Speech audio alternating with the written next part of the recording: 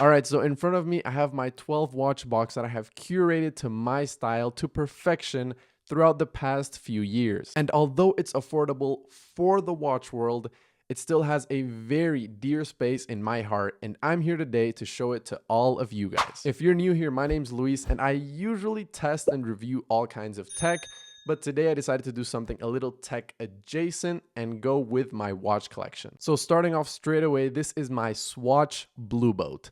Now, this is my most beaten up watch that I have. It's the one that I've used the most. It got the most wrist time ever. And I got it when I was around 14 or 13. I remember it as if it was yesterday. It was the first watch I ever had at a somewhat big boy age. I've never had it serviced, even though I should, but I did have the battery die out on me a few years ago, and it wasn't until recently that I decided to put a new one in and give the watch a little more life. Obviously, due to how old it is, me having newer watches and just preferring different designs, this one doesn't get a lot of wrist time, but I do try to wear it occasionally. Moving on, I have my Seiko 5, which was my first automatic watch that I ever got. Again, this was a gift from my dad when I was like 16, and although it isn't that big of a watch, at that time, I really wasn't into watches like I am now, so he never really decided to splash out big on a watch, but I'm still extremely grateful for this one that he did get me because it did get a lot of wrist time. This watch does have a really special feature though, and it's the fact that my dad gave it to me when my entire family was living in the Middle East,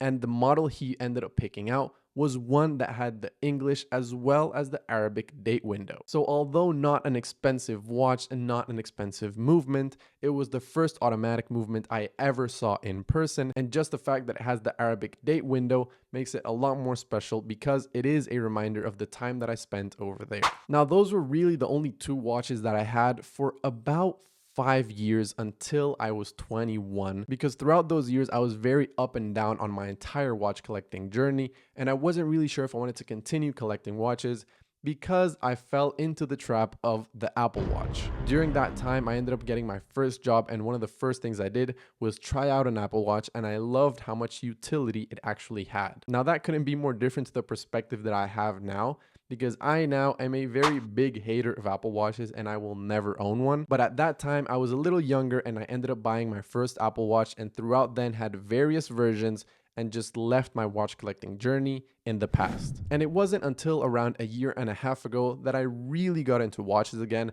as an adult at this point, and I really decided that I want to continue collecting watches and that it's really a big passion of mine. Because of that, I ended up looking at a few TikToks, YouTube videos, and decided that Casio was going to be the way to go. So I ended up getting these two Casio models side by side. I ended up getting the first one around 3 days before I got the second one because I bought the first one, fell in love with watches again, and decided to get the second one straight away. Now, those two watches did get a lot of wrist time for a few months until I ended up going to Panama with my girlfriend. And while I was there, I ended up seeing this Orient that I really liked for around $300. I think I might have overpaid, but since I was in person, I had to get it there. And then I ended up coming home with the Orient Kamasu, which ended up being one of my first real experiences of an automatic watch that was really well made. That's not to say that the Seiko one I had wasn't, but I just felt that this Orient was so beautiful in so many ways and had such value for what I paid for that, again, it just made me fall in love with watches even more, and I loved every part about it. And then after scrolling on TikTok and YouTube for a little bit, I realized that there was actually a Jubilee style bracelet for the Orient Kamasu. I asked my girlfriend for it as just a gift, and she ended up getting it for me for one of my birthdays, so I'm very grateful to her. I did end up putting the bracelet on the watch, and it is by far the best bracelet I have out of any watch. Then comes a very big price jump, which we'll see isn't going to continue for much longer, because I ended up getting the Longines Hydro Conquest because it was a gift from my dad, purely because it was a watch that he didn't use anymore and hadn't used for the past 10 years, I want to say. My dad, even in his adult years, has had periods where he likes watches and then doesn't, and at least for the past 10 or 15, he really hasn't. So when I realized that he had this Longines just sitting in his drawer, I told him to give it to me, and well, it turns out he didn't even like the design, so he agreed. I obviously had to resize the bracelet. It is a coarse movement as well, so I had to buy a new battery, and then I had to do a very big deep clean on the watch because it had been sitting in his drawer for the past 10 years. So upon getting this Longines from my dad, it obviously became the most expensive watch in my entire collection.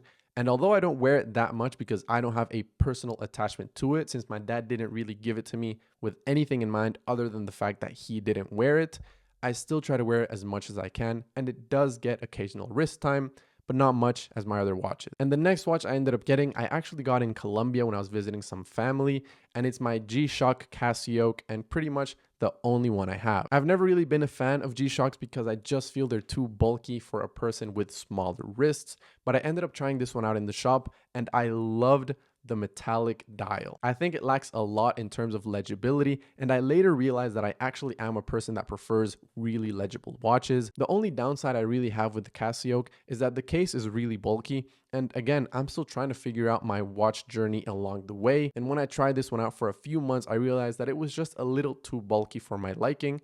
And it isn't like my Orient Kamasu, which I think is around the same width, but that watch for some reason just feels a lot looser on my hand and doesn't feel as big or bulky. So I don't know if it's something specific to this Casio or why it's happening, but I just feel really uncomfortable when I wear the watch.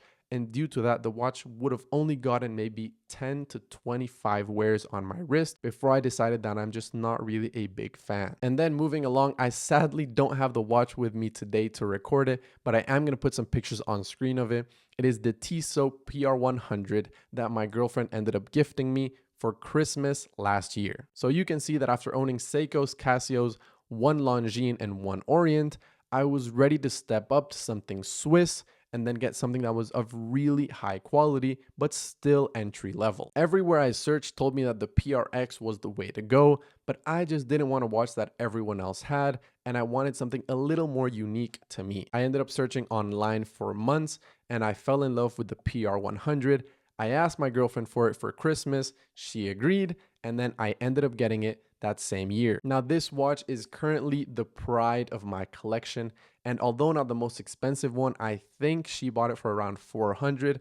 Again, might have overpaid a little bit because she bought it in person, but it's not that big of a deal. Apart from the swatch that I got around 8 years ago, this would be my only Swiss-owned watch, and I fell in love with it the second I saw it. This watch, paired to the next one I'm gonna show, are by far my most used ones in the entire collection. And then next up, the watch that I ended up getting that same Christmas by my brother and sister-in-law, I ended up getting the Casio A158W. This was obviously a watch that I knew existed as I had seen it everywhere online, but I never thought it would have been so perfect as it actually turned out to be. I wasn't a fan at all of the style of how skinny it was and how it looked. But when my brother and sister-in-law gave it to me last Christmas, I tried it on and I was surprised at how lightweight it was and how beautiful it was to wear. I wore it only a few times, and previous to the A158,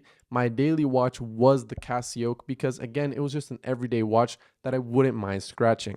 But after wearing this one and seeing that it was the complete opposite from the Casio in terms of the width and how bulky it was, I fell in love straight away, and this became my new daily driver. And well, although you thought that there might have been one more watch coming, there isn't, because that's all I have for now. I still have this spot yet to fill on the watch box, and I've been looking constantly at which one to get, but I am trying to go a different route and stay away from the affordable section and really save up to buy something that's a lot more meaningful around the $1,000, $2,000, or even $3,000 range. I have been wanting though to get a small G-Shock, so I do honestly think that that's going to be the watch to end out this entire watch box. And now that I am on YouTube and created my channel a little bit ago, I do hope to start a new watch collection of the watches that I can now get from actually starting YouTube and being monetized on here. So if you guys do want to follow that watch collecting journey, my channel isn't really about watches, but if you guys do like this type of content, I can continue making it, of course, but I will obviously keep you guys updated on my entire watch journey and what watch I end up getting for that last slot,